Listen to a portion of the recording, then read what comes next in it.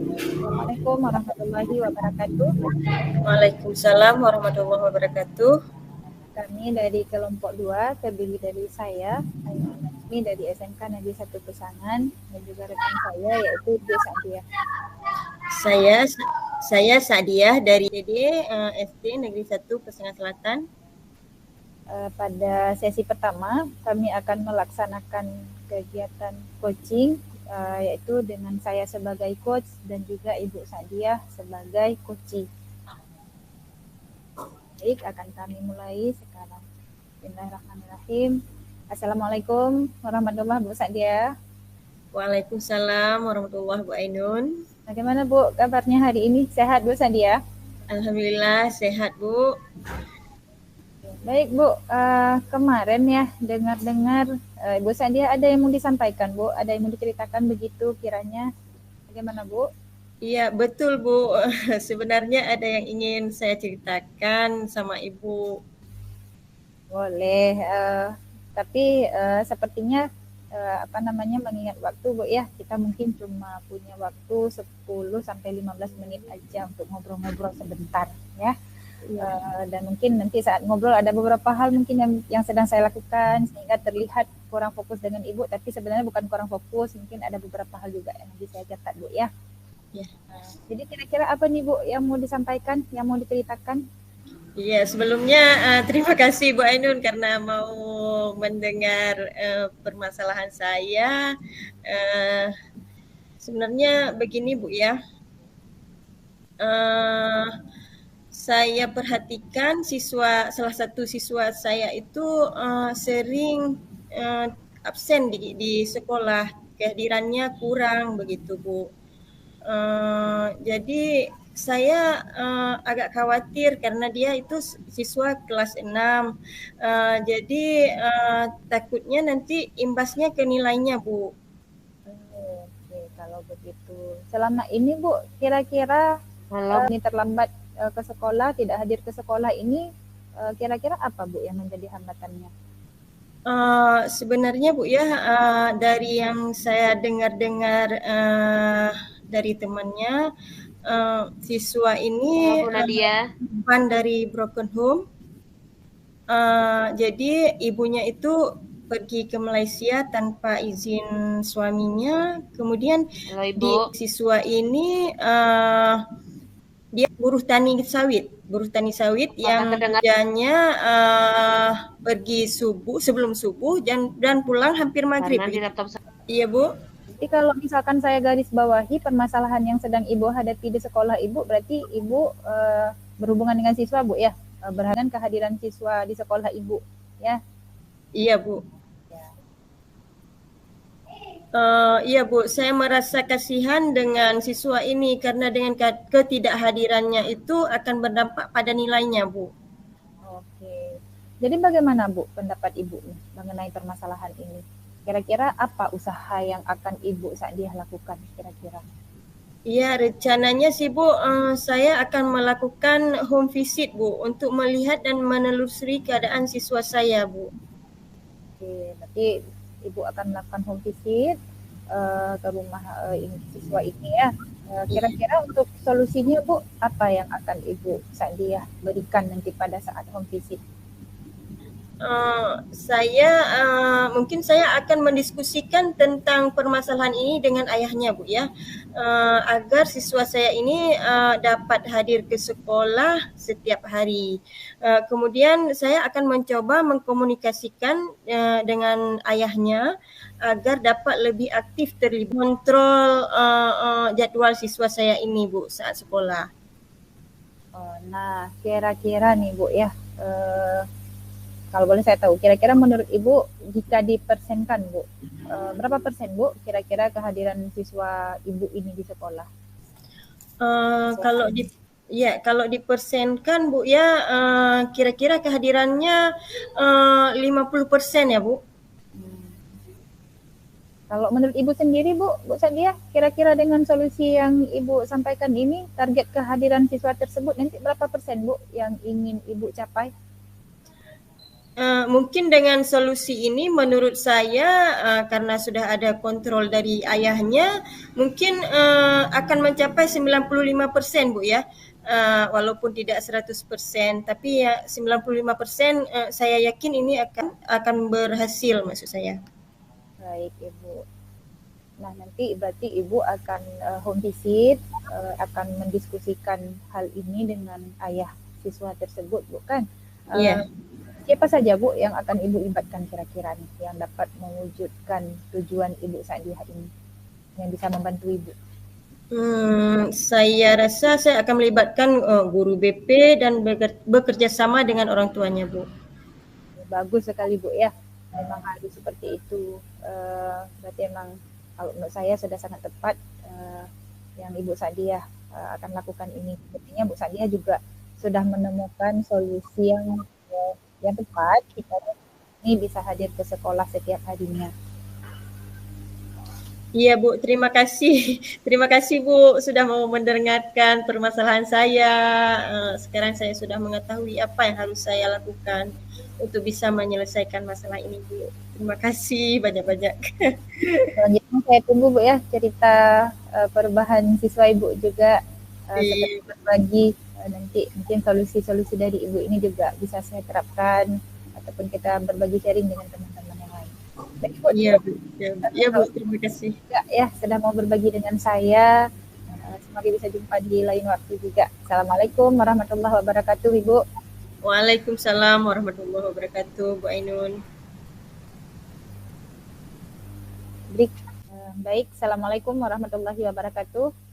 Waalaikumsalam warahmatullahi wabarakatuh. Kami dari kelompok 2 terdiri dari saya, Ainun Najmi dan juga rekan saya Ibu Sa'diyah akan melanjutkan ke sesi 2 coaching yang akan kami laksanakan di mana saya akan berlaku sebagai coachee dan juga Ibu Sa'diyahnya sebagai coach. Ya, baik. Assalamualaikum warahmatullahi wabarakatuh, Bu Ainun. Waalaikumsalam, Bu Sa'diyah. Bagaimana kabarnya, Bu? Alhamdulillah. Sehat, Ibu. Kabarnya? Iya. Bu Ainun, dengar-dengar Ibu ada yang mau Ibu sampaikan ya, Bu? Betul ini, Bu. Ada sesuatu sebenarnya yang mau saya sampaikan sama Ibu. Iya, boleh Bu. Tapi sepertinya kita tidak punya banyak waktu Bu ya. Kira-kira 10 sampai 15 menit lah waktunya yang kita punya. Kira-kira apa nih yang mau disampaikan Bu Ainun? Iya Bu, ini mengenai permasalahan yang sedang saya hadapi Ibu. Mungkin ini yang saya rasakan aja. Untuk beberapa waktu belakangan ini, Bu, kalau saya perhatikan kondisi di sekolah itu mengenai pembelajarannya, Ibu.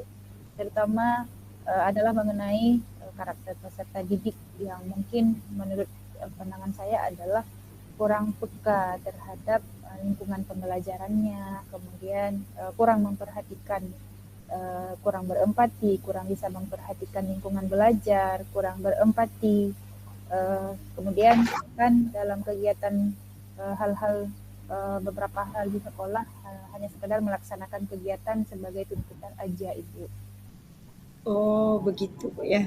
Menurut yang saya pahami ya Bu, permasalahan di sekolah Ibu itu adalah berkurangnya nilai karakter Bu ya. Nilai karakter siswa yaitu tentang kesadaran diri ketika proses pembelajaran. Mungkin begitu Bu ya? Iya Bu. Dalam kegiatan pembelajaran siswa itu hanya melaksanakan kegiatan itu sekedar saja Bu. Sekedar ya ini adalah tugas misalkan, namun tanpa memahami makna dari apa yang sedang mereka kerjakan. Jadi sekedar mengerjakan karena memang diperintah, misalkan hanya karena sekedar tugas, begitu Bu.